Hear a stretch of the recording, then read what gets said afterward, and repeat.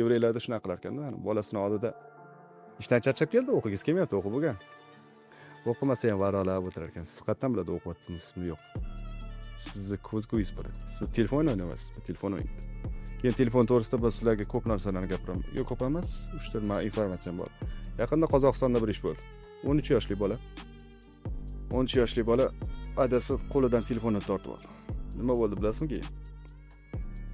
Kechasi o'zini adasini, o'zini onasini, o'zini buvisini so'yib tashladi shu bola. Yaqinda bir o'zbek ayolini 6 yoshli qizi o'ldi. Nima uchun o'ldi bilasizmi? Biz yosh bolaga chaqaloqligidan beri bo'lamiz. Ko'z zirachkalari hali tasavvur qilib yaxshi rivojlanmagan, rang retseptorlarni ajrata olmaydi. 6 yoshda ko'zi rak bo'lib o'ldi. Qo'shnimiz bolalar ko'zi g'ilay bo'lib qoldi. Mashinasini sotib to'g'riladi. Sizlarga jim bo'lishni xohlasizlar. Bolalar rasvo bo'lishni. E'tibor beringlar.